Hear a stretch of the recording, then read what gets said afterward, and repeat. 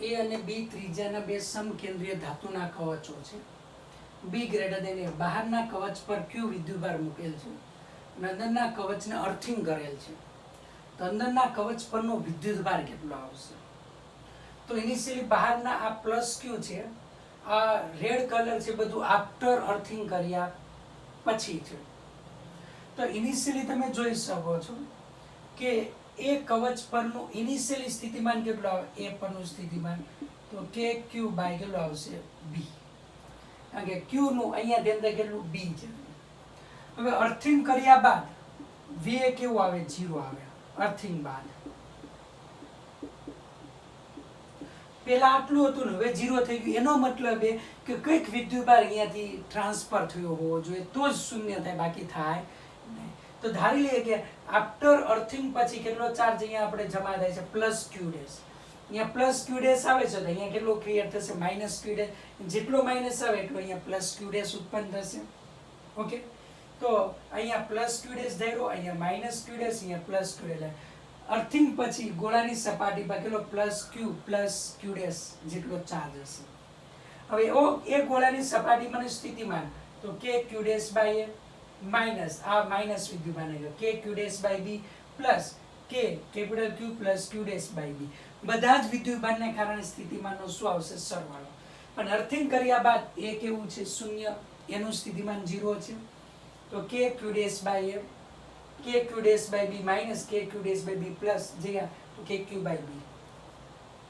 તો ક્યુ dash equal to આનો હું સબ્જેક્ટ બનાવું માઇનસ એ અપોન બી ઇન્ટુ ક્યુ.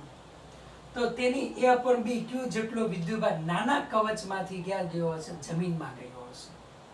તેથી મોટા કવચ પરનો સ્થિતિમાન આપણે હવે લઈએ તો મીન્સ કે આ માઇનસ જમા થયો તો પ્લસ જેટલો ચાર્જ ક્યાં ગયો હોય? જમીનમાં ગયેલો હોય તો જ અહીંયા ગયો માઇનસ પ્રોડ્યુસ થાય. હવે મોટા કવચ પરનું સ્થિતિમાન કેટલું આવશે? આના પરનો વિદ્યુતભાર કે ક્યુ ડેશ બાય બી. અહીંયા વિદ્યુત minus Q dash plus Q dash ગયો એટલે માત્ર ક્યુ આવે તો કે ક્યુ બાય કેટલું આવે? બી. ક્યુ ડેશની હું મૂકી કિંમત મૂકી તો આપણને શું મળે છે? આ બી છે એના પરનો આપણને સ્થિતિમાન મળે છે. ઓકે, તો આ રીતના આપણે ખાસ યાદ રાખવાનું છે કે અર્થિંગ કર્યા બાદ સ્થિતિમાન શૂન્ય થાય છે એનો મતલબ કંઈક વિદ્યુતભાર અંદર ગયો હોય અથવા કંઈક વિદ્યુતભાર અહીંયા ગોળાની સપાટી પર આવ્યો હોય તો સ્થિતિમાન શૂન્ય થાય. પણ અર્થિંગ કર્યા પહેલા કંઈક સ્થિતિમાન હતું એટલા માટે અર્થિંગ કર્યા બાદ વિદ્યુતભાર શું થયેલો હોય? ટ્રાન્સફર થયેલો હોય છે. આ ખાસ યાદ રાખવાનું છે. અગત્યનો છે એમસીક્યુ દાખલા બંને માટે. ઇલ્યુસ્ટ્રેશન 30 0.05 મીટર અને 0.09 મીટર ત્રિજ્યાની બે વર્તુળાકાર લૂપને સમઅક્ષે એકબીજાથી 0.12 મીટર અંતરે રાખેલ છે. બંને પર નિયમિત 10⁻6 કુલમ વિદ્યુતભાર વિતરિત કરેલ છે. તો બંને લૂપના કેન્દ્ર વચ્ચે સ્થિતિમાનનો તફાવત જોઈએ. તો આ કેન્દ્ર આગળ સ્થિતિમાન એટલે બધા જ વિદ્યુતભારને કારણે સ્થિતિમાન હોય એનો સરવાળો કરવો પડે. તો આ પ્રથમ લૂપના કેન્દ્ર પર સ્થિતિમાન તો આને કારણે અહીંયા સ્થિતિમાન એટલે અંતર r1 છે તો કે q1 બાય r1. તો આ બીજી રિંગનો દરેક પોઈન્ટ છે એ એટલે આ ચાર્જ પરનો દરેક એટલે કે આ રિંગ પરનો દરેક પોઈન્ટ આ કેન્દ્રથી r2 અંતરે હશે. ઓકે, સોરી r1 અંતરે. આ આપણે r1 લઈએ અને આપણે કેટલું લઈએ? r2 લઈએ. તો આ r1 અંતરે હશે. ત્યાં લીધું છે કે q2 બાય r1. કેન્દ્રથી આ દરેકનું અંતર છે r1. કે કોમન કાઢ્યું r1 ઇક્વલ ટુ તમે લખી શકો x² પ્લસ r2² નો વર્ગમૂળ એટલે કાટકોણ ત્રિકોણ બને √x² પ્લસ r2². કે ની કિંમત મૂકીએ 9 × 10⁹ q1 એટલે 10⁻6 આ 0.05 એટલે 5 × 10⁻2 એટલે આવશે 10⁻4 છેદમાં 5 વત્તા અહીંયા પણ 2 માંથી 10⁻2 કોમન કાઢો તો ઉપર 10⁻4 રહેશે √9² વત્તા 10² આપણને મળશે એટલે r2² પ્લસ x² હતું. સાદુરૂપ આપો તો આન્સર મળે 2.40 × 10⁵ વોલ્ટ આ આપણને મળે છે. V2 એટલે આના કેન્દ્ર આગળ સ્થિતિમાન જોઈએ છે તો આના કેન્દ્ર આગળ સ્થિતિમાન q2 ને કારણે અહીંયા સ્થિતિમાન એટલે કે q2 બાય r2. q1 ને કારણે અહીંયા સ્થિતિમાન આ અંતર છે r2 તો કે q1 બાય r2. કે common q2 by r2 plus q1 આપણી પાસે √x² પ્લસ r1² આવશે. તો 9 × 10⁹ Q2 10⁻⁴ છેદમાં 9, Q1 10⁻⁴ છેદમાં √5² પ્લસ 12² આવે એટલે આપણને આવશે 1.69 × 10⁵ વોલ્ટ આવશે. સ્થિતિમાનનો તફાવત જો એટલે બેનો તફાવત V1 - V2 તો અહીંયા આપણને મળશે બેની કિંમત મૂકી આપણને મળે 71 × 10⁵ વોલ્ટ. તો V1 - V2 = 71 કિલોવોલ્ટ આ આપણને મળશે. ઓકે,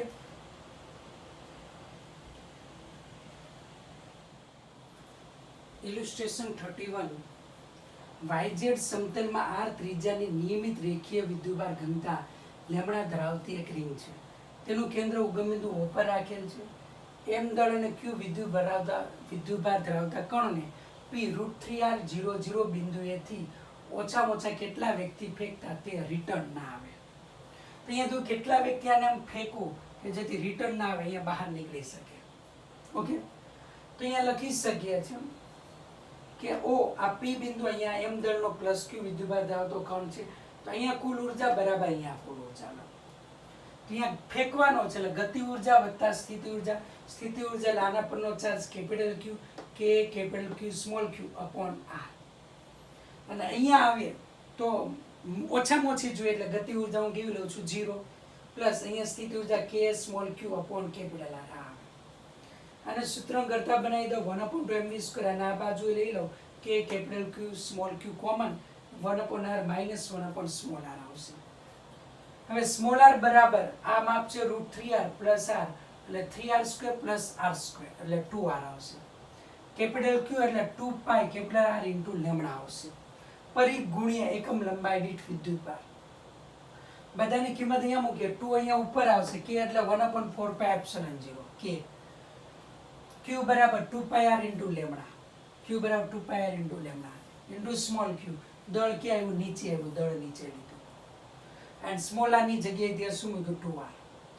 તો 2 into 2 4πr lambda q 4πε0 m આખામાંથી અડધું જાય એટલે 1/2r આવશે. 4π કે r ગયા તો lambda q upon 2m ε0. v minimum આપણને મળશે અહીંયા under lambda q upon 2m ε0 આપણે લખી શકીએ છીએ. ઓકે, તો આપણે ઓછામાં ઓછા આટલા વ્યક્તિ ફેંકીએ તો રિટર્ન આવે નહીં. આપણે યાદ રાખીશું. Self energy of a charge spherical cell. કવચ છે એના પર Q જેટલો વિદ્યુતભાર પ્રસ્થાપિત કરીએ તો કરવું પડતું કાર્ય હોય કેપિટલ Q જેટલું, એને આપણે સેલ્ફ એનર્જી કહીશું. ધારો કે કોઈ એક ક્ષણે એના પરનો વિદ્યુતભાર Q છે ત્યારે હવે dq વિદ્યુતભાર આપણે લાવીએ છીએ તો કરવું પડતું કાર્ય dw બરાબર v ઇન્ટુ dq. Q ને કારણે અહીંયા સ્થિતિમાન 1/4πε q upon r into dq. કેટલો ચાર્જ મારે પ્રસ્થાપિત કરો? ટોટલ કેપિટલ Q ચાર્જ પ્રસ્થાપિત કરો તો કરવું પડતું ખાલી W 0 થી Q 1/4πε Q upon R into dq. 1/4πε r common Q નું સંકલન કરો તો q²/2 આવે. 2 કોમન એટલે 8πε0 r q² - 0 q²/8πε0 r આ લખાય. હવે બીજું સેલ્ફ એનર્જી આ પ્રમાણે પણ લઈ શકાય કે આના પરનો વિદ્યુતભાર Q પ્રસ્થાપિત કરવો છે. બીજો ગોળો અનંત અંદર લઈ લઈએ. ઓકે, તો સરેરાશ સ્થિતિમાનનો ઉપયોગ કરીને આપણે લઈ શકાય V1 + V2/2. તો V1 એટલે આપણે KQ/2R લખીએ. V2 અનંત અંદર એટલે 0 લખાય. V એટલે ટોટલ U = Q * V લખાય. એટલે Q એટલે KQ²/2R એટલે થશે અહીંયા q²/8πε0r. આ સરેરાશ સ્થિતિમાનનો ઉપયોગ કરીને પણ કેલ્ક્યુલેશન કરી શકીએ છીએ. Q વિદ્યુતભાર ધરાવતો બીજો ગોળો ક્યાં લેવાનો? અનંત અંદર લેશું. તો V બરાબર V1 + V2/2. અનંત અંદર સ્થિતિમાન 0. આનું સ્થિતિમાન KQ/R છેદમાં 2 છે એટલે ટોટલ તંત્રનું સ્થિતિમાન થયું KQ/2R. એટલે U બરાબર Q * V તો KQ²/2R થાય q²/8πε0r. આ રીતે પણ આપણે સેલ્ફ એનર્જી આ કવચની લઈ શકીએ. Self energy of a uniform charge sphere આ નોન કન્ડક્ટિંગ હશે.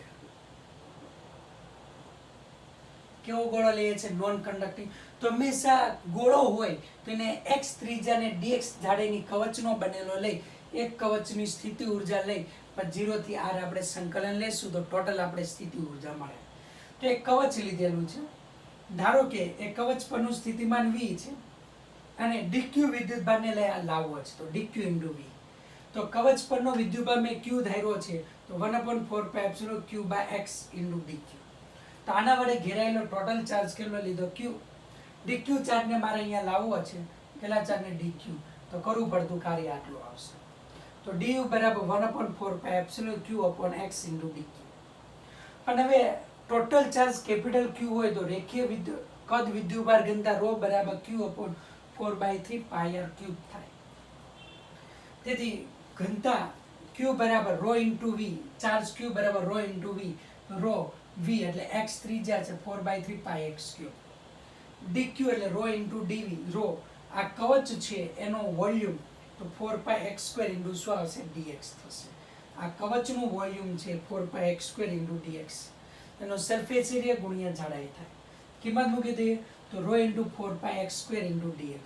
q ની કિંમત ρ × 4/3 πx³ થશે. સાદરૂપ આપો, એક 4π જતા રહે, 4π ρ²/3 ε0 x⁴ × dx થશે. u = ઇન્ટિગ્રેશન du 0 થી r સંકલન લઈએ છે 4π ρ²/3 ε0 x⁴ dx. આ બધું અચળ બહાર કાઢીએ. 4π/3 ε0 ρ ની કિંમત મૂકીએ q/4/3 πr³ આનો વર્ગ છે. આનું સંકલન ઘાત વધારાની છેદમાં 0 થી r થાય. u બરાબર 3/5 q²/4πε0r એટલે 3/20 q²/πε0r આપણને મળશે. ઓકે, તો આ સૂત્ર આપણે યાદ રાખવાનું છે. તો અવાહક ગોળાની સેલ્ફ એનર્જી આપણને મળે છે 3q²/20 πε0r. ઓકે, તો 3/5 q²/4πε0r આ આપણને અવાહક ગોળાની આપણને શું મળે છે સેલ્ફ એનર્જી મળે છે. અને આ આપણે કવચની અથવા તો સુવાહક ગોળાની સેલ્ફ એનર્જી થશે. તો આપણે યાદ રાખવાનું છે. આ સરેરાશ સ્થિતિમાનનો ઉપયોગ કર્યો, આ સંકલનની મદદથી આપણે સ્થિતિમાન મેળવેલું, સ્થિતિ ઊર્જા મેળવેલી છે. Self energy interaction energy of two sphere. એક આ અવાહક ગોળો છે, એમાં નિયમિત વિદ્યુતભાર વિતરણ કેટલો છે q1 છે, અવાહક. અને આ સુવાહક ગોળો છે, સુવાહક. અવાહક ગોળાની અંદર બધે જ વિદ્યુતભાર નિયમિત વિતરિત થયેલો હોય છે. સુવાહક પર માત્ર પૃષ્ઠ પર જ હોય છે. અહીંયા -q2 વિદ્યુતભાર. બે વચ્ચેનું અંતર કેટલું, સેન્ટર વચ્ચેનું અંતર L છે. આની રેડિયસ A છે, આની રેડિયસ B છે. તો તંત્રની કુલ ઉર્જા એટલે આની સેલ્ફ એનર્જી વત્તા આની સેલ્ફ એનર્જી વત્તા ઇન્ટરેક્શન એનર્જી EU12. તો આની સેલ્ફ એનર્જી છે અવાહક ગોળો એટલે 3/5 q1²/4πε0a. આની સેલ્ફ એનર્જી એટલે કવચ થયું એટલે q2²/8πε0b plus self energy k q1 q2/r. k એટલે 1/4πε0, q1 એટલે +q1, q2 એટલે -q, બે વચ્ચેનું અંતર L. આ તંત્રની શું આવશે કુલ સ્થિતિ ઊર્જા તમારે આવશે. હવે ઇલુસ્ટ્રેશન 32. તો નિયમિત વિદ્યુતભાર વિતરિત q વિદ્યુતભાર વિતરિત r1 ત્રિજ્યાનો ગોળો છે. આ r1 રેડિયસ છે, વિદ્યુતભાર કેટલો છે q, અને એક્સપાન્ડ કરવામાં આવે છે. આ એક્સપાન્ડ કરીશું અને રેડિયસ કેટલી છે r2 કરવામાં આવે. તો કરવું પડતું કાર્ય તો ui ઇનિશિયલ એનર્જી q²/8πε0r1 હશે અને ફાઇનલ એનર્જી q²8πε0r2 થાય. તેથી વર્ક W = ΔU થાય તો UF - UI થાય. UF ની કિંમત મૂકે q²/8πε0 1/r2 - 1/શું થશે r1. તો આટલું આપણે શું કરવું પડે, વર્ક કરવું પડે. આટલું આપણે વર્ક કરવું પડે. ઓકે, તો કરવું પડતું કાર્ય આ આપણને મળે છે.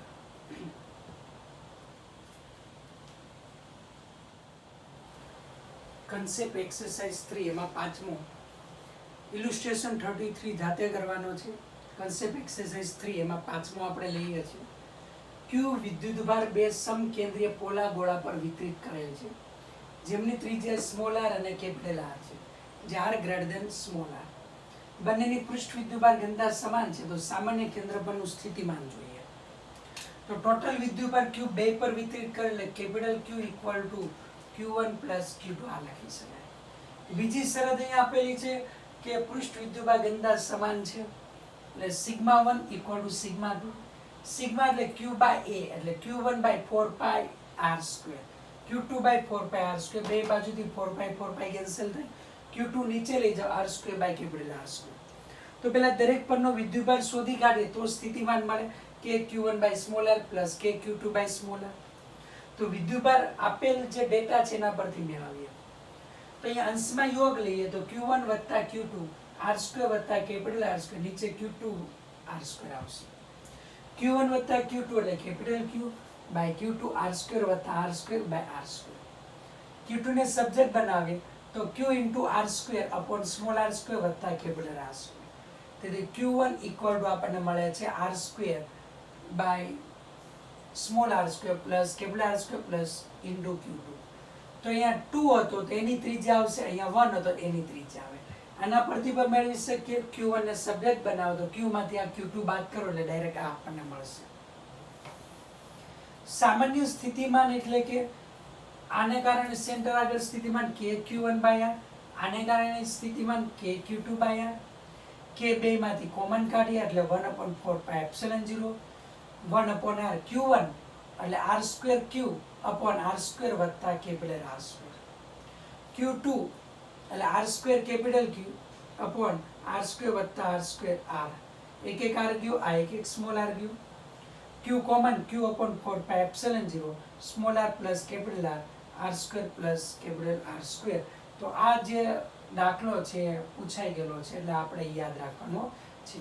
તો સામાન્ય સ્થિતિમાન આપણે મળે Q upon 4 pi epsilon 0 small r plus capital R small r square plus capital R square. આ રીતના આપણે મેળવી શકીએ છીએ.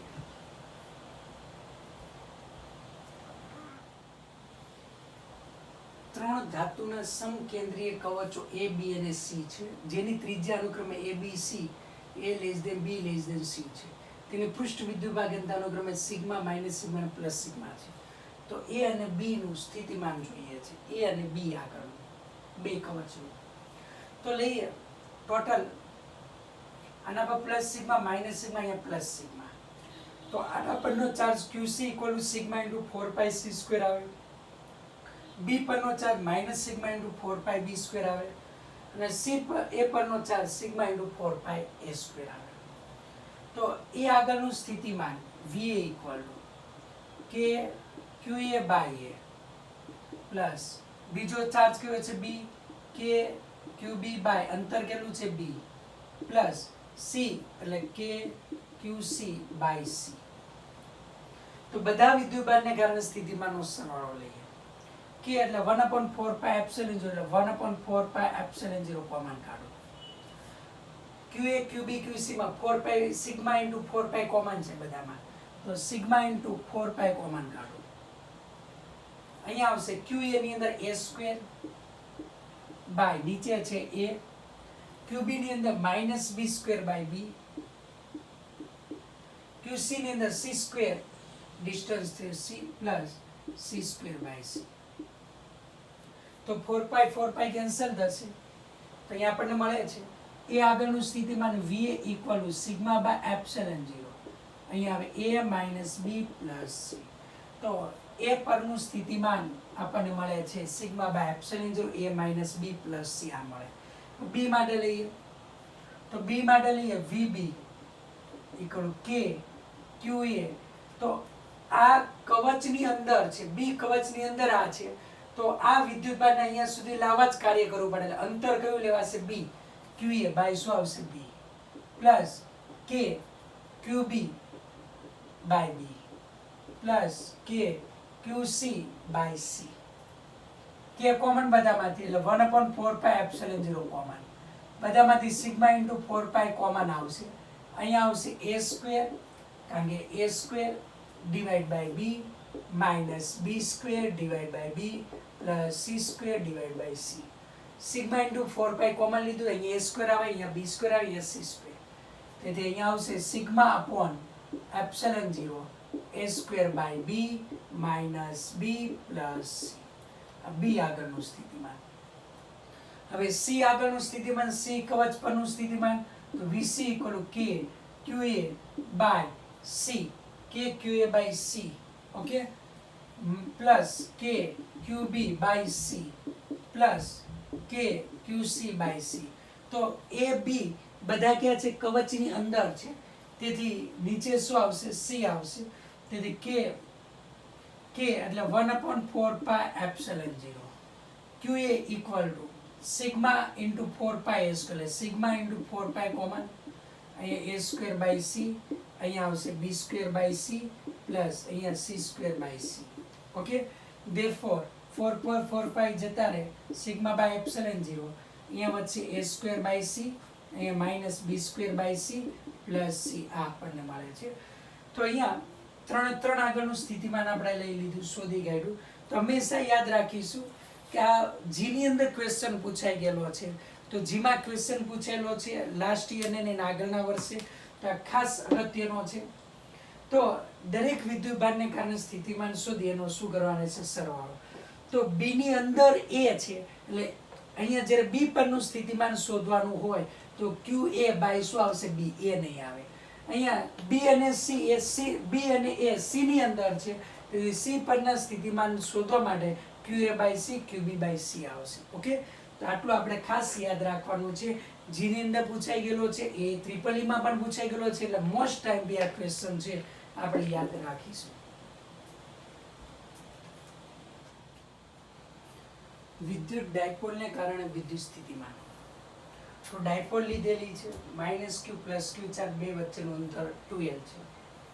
ડાયપોલના મધ્ય બિંદુથી r સ્થાન સુધી ધરાવતા બિંદુએ જે કેટલો ખૂણો બનાવે ડાયપોલની અક્ષ સાથે θ, P બિંદુએ મારે સ્થિતિમાન જોઈએ છે. ખૂબ જ અગત્યનું છે બોર્ડ માટે પણ, MCQ માટે પણ.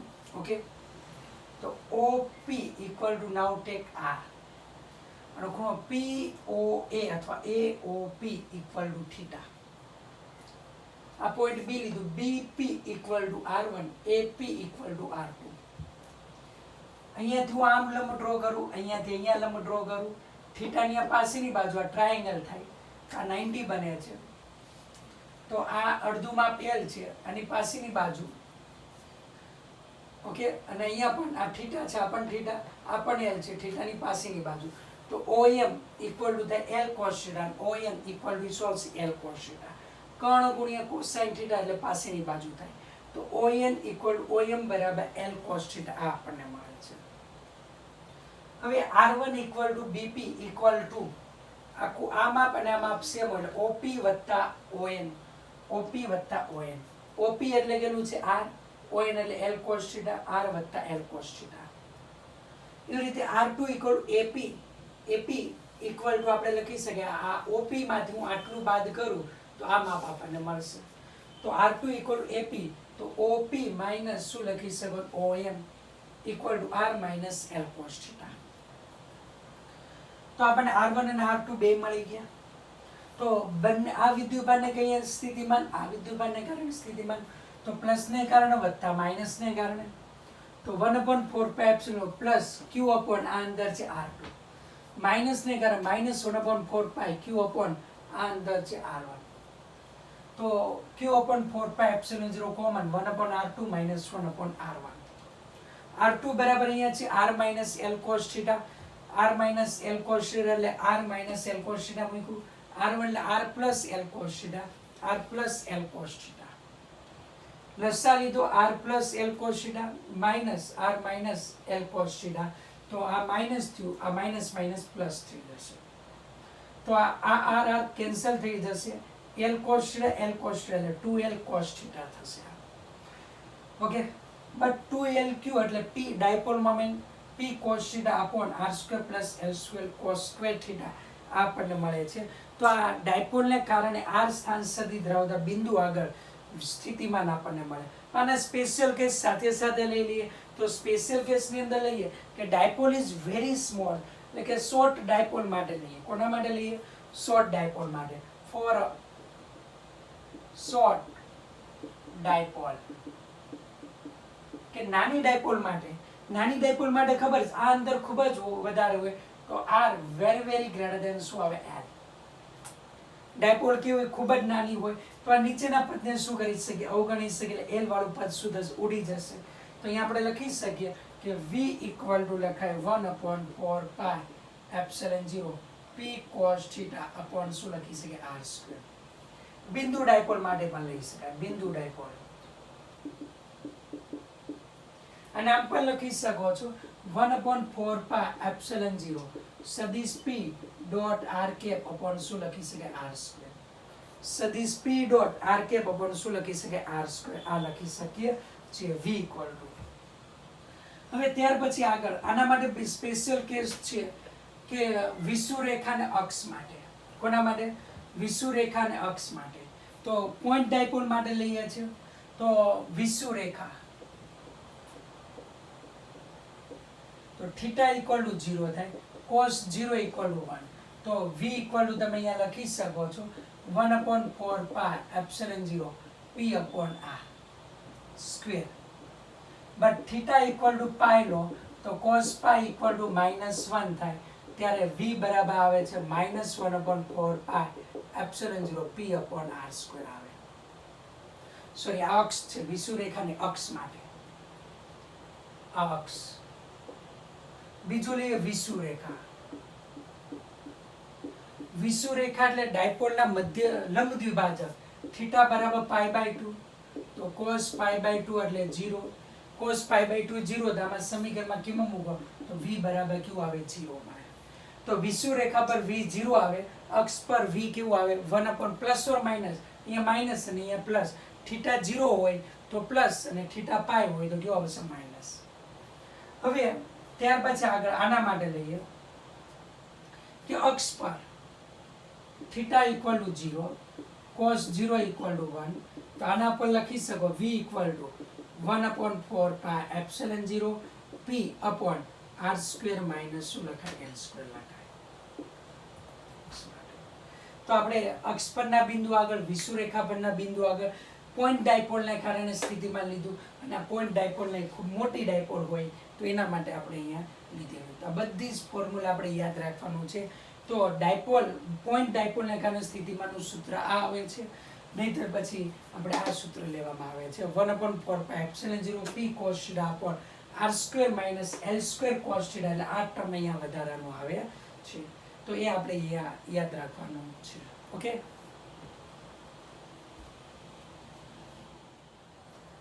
સમાન વિદ્યુત ક્ષેત્રમાં વિદ્યુત ડાયપોલની સ્થિતિ ઊર્જા. આ સમાન વિદ્યુત ક્ષેત્ર E છે, આ વિદ્યુત ડાયપોલ છે, પ્લસ q માઇનસ q, આ સેન્ટર પોઈન્ટ O છે, જે વિદ્યુત ક્ષેત્ર સાથે થીટા ખૂણો બનાવે છે. તો આપણને ખબર છે થીટા ખૂણો બનાવે ત્યારે એના પર લાગતા ટોર્કનું સૂત્ર આવે છે, torque equal to p sin theta. હવે આપણને ખબર d થીટા કોણે પરિભ્રમણ આપવા માટે કરવું પડતું કાર્ય કેટલું થાય, dw બરાબર ટોર્ક ઇન્ટુ d થીટા. તેથી કુલ કાર્ય તો integration dw integration tau d theta. ટાઉની કિંમત મૂકો p sin theta d theta. તેથી sin થીટા p અચળ છે, sin થીટા નું ઇન્ટિગ્રેશન આવશે માઇનસ cos થીટા. તેથી u equal to minus p cos theta, u equal to minus p dot e લખી શકાય. સ્પેશિયલ કેસ લઈએ. સ્પેશિયલ કેસ ફર્સ્ટ, થીટા બરાબર 0 તો cos 0 બરાબર 1, થીટા બરાબર 0 cos 0 બરાબર 1, e equal to minus p into e. સ્થિતિ ઊર્જાનું કેવું મૂલ્ય છે, લઘુત્તમ મૂલ્ય. સ્થિતિ ઊર્જા નું લઘુત્તમ મૂલ્ય. લઘુત્તમ મૂલ્ય હશે એટલે ડાયપોલ આ રીતના ગોઠવાશે તો એ સ્થાયી સંતુલન કહેવાય, સ્ટેબલ ઇક્વિલિબ્રિયમ, સ્થાયી સંતુલન. બીજું કે થીટા ઇક્વલ ટુ પાઈ તો cos પાઈ ઇક્વલ ટુ -1, તો u equal two plus p. તો સ્થિતિ ઊર્જાનું મહત્તમ મૂલ્ય તો કેવું થશે, એટલે આ પ્લસ q આ તરફ હશે, માઇનસ q આ તરફ હશે, તો અસ્થાયી સંતુલન. ત્રીજું કે થીટા ઇક્વલ ટુ π/2 તો cos π/2 ઇક્વલ ટુ 0, તો સ્થિતિ ઉર્જા કેવી આવશે? શૂન્ય થશે. ઓકે, હવે ત્યાર પછી આગળ લઈએ કે θ1 થી θ2 કોણીય સ્થાનાંતર કરાવવા માટે કરવું પડતું કાર્ય. θ1 થી θ2 કોણીય સ્થાનાંતર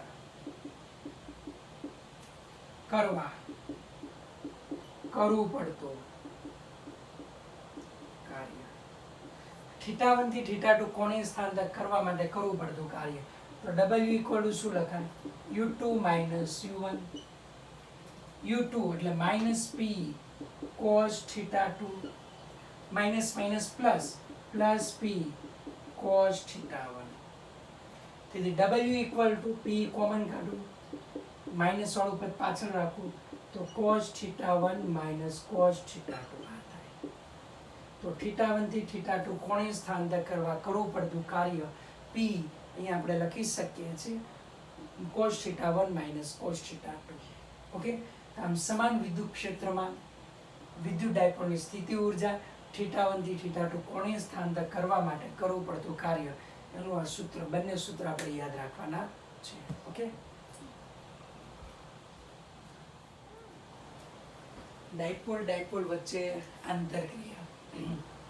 બે ડાયપોલ લીધી, ડાયપોલ 1 આની ડાયપોલ મોમેન્ટ P1, આ ડાયપોલ 2 એની ડાયપોલ મોમેન્ટ P2. બેના સેન્ટર વચ્ચેનો અંતર હું સ્મોલ r લઉં. તો આ ડાયપોલના ક્ષેત્રમાં આ ડાયપોલ રહેલી એટલે આનું ક્ષેત્ર મેં E2 લીધું, અને આ ડાયપોલના ક્ષેત્રમાં આ ડાયપોલ રહેલી છે, આનું ક્ષેત્ર મેં E1 લીધું. બેનું ક્ષેત્ર ઋણથી ધન તરફ હોય છે. ઓકે, તો આનું ક્ષેત્ર મેં અહીંયા E2 લીધું, આનું ક્ષેત્ર મેં અહીંયા E1 લીધું. તો આની સ્થિતિ ઉર્જા લઈએ તો U2 equal to minus P dot E1 2 ની જોઈએ એટલે E1 ફર્સ્ટનું ક્ષેત્ર આવશે એટલે માઇનસ P2 E1, બે એક જ ડિરેક્શનમાં છે એટલે cos 0. તો minus P2 E1 minus P2 1/4 pi epsilon 0 2P1 by R3. તો અક્ષ પરના બિંદુ આગળ ક્ષેત્રની તીવ્રતાનું સૂત્ર 2kP upon R3, K એટલે 1/4 pi epsilon 0, P1 1 નું છે એટલે 2P1 by R3. પણ તો આપણને ખબર છે બળ એટલે માઇનસ du by dr, તો minus minus plus du2 by dr 2p1 p2 by 4 pi epsilon 0 d by dr 1/r3. 1/r3 ઉપર લઈ છે એટલે -3, તો 2p1 p2 upon 4 pi epsilon 0 d by dr r raised to -3. therefore f2 equal to -6p1 p2 upon 4 pi epsilon 0, ઘાત આગળ લખ્યું તો એક ઘાત ઘટાડી દે એટલે r raised to -4. f2 equal to -6p1 p2 upon 4 pi epsilon 0 r raised to 4. આ લખી શકીએ છીએ. તો f1 બરાબર f2 equal to -1/4 pi epsilon 0 6p1 p2 upon r raised to 4. આ શું લાગે? બળ. બંને એકબીજાને શું કરશે? આકર્ષણ. કારણ કે આ ધન છે, આ ઋણ છે, બંને એકબીજાને શું કરશે? આકર્ષશે. તો આ બળ એ આકર્ષી પ્રકારનું છે. તો બળ એ કોના? અંતરના ચતુર્થ ઘાતના સમપ્રમાણમાં છે. અહીંયા જોઈ સ્થિતિ ઉર્જાનું મૂલ્ય મળે 2p1 p2 upon 4 pi epsilon 0 r3. હવે બે ડાયપોલ આ રીતના મૂકેલી હોય, આ -q + q -q + q, તો બળ કેટલું આવશે? તો આ જ રીતના કેલ્ક્યુલેશન કરો તો બળ આવશે 1/4 pi epsilon 0 3p1 p2 upon r raised to 4. આની વિષુવરેખા પર આવેલી છે એટલે 2p1 ની જગ્યાએ અહીંયા શું આવશે? p1 આવશે ખાલી. ઓકે, આ રીતના સાદરૂપ આપી શકીએ છીએ. પણ આ બળ કેવું આવશે? અપાકર્ષી આવશે, મૂલ્ય ધન મળે છે. અને સ્થિતિ ઉર્જા આપણને મળશે 1/4 pi epsilon 0 p1 p2 upon r3. હવે એક આમ મૂકી, એક આ રીતે બે પરસ્પર લંબ રેખી, તો બળ આવશે 1/4 pi epsilon 0 3p1 p2 upon r raised to 4. બળ એ r ને કેવું? લંબ રૂપે લાગશે. તો r આમ છે તેને લંબ રૂપે આ ઉપર લાગે અથવા તો નીચે, અને લંબ છે એટલે સ્થિતિ ઉર્જા કેવી હશે? 0, સ્થિર હશે નહીં. ઓલવેઝ શું કરશે? ગતિ જ કરશે. એટલે આ કન્ડિશનમાં સ્થિતિ ઉર્જા 0. અને આ કન્ડિશનની અંદર અહીંયા એક ડાયપોલની વિષુવરેખા પર બીજી ડાયપોલ આપેલી છે, એટલે જ્યારે આ ગણતરી કરતી વખતે એ કયું લેવું પડે? વિષુવરેખાનું લેવું પડે. ઓકે, તો એને રૂપ આ આવશે. અહીંયા બે અક્ષ ઉપર અક્ષ પરનું જ લીધું, અહીંયા આપણે લેશું વિષુવરેખા પર, અહીંયા પણ વિષુવરેખાનું જ લેશું, પણ અહીંયા સ્થિતિ ઉર્જા કેવી આવશે? 0 થશે, માત્ર ગતિ ઉર્જા જ આવશે. ઓકે, તો આ ખાસ યાદ રાખવાના છે બધા સૂત્ર. તો ડાયપોલ વચ્ચે લાગતું બળ હંમેશા અંતરના ચતુર્થ ઘાતના વ્યસ્ત પ્રમાણમાં જ આવશે.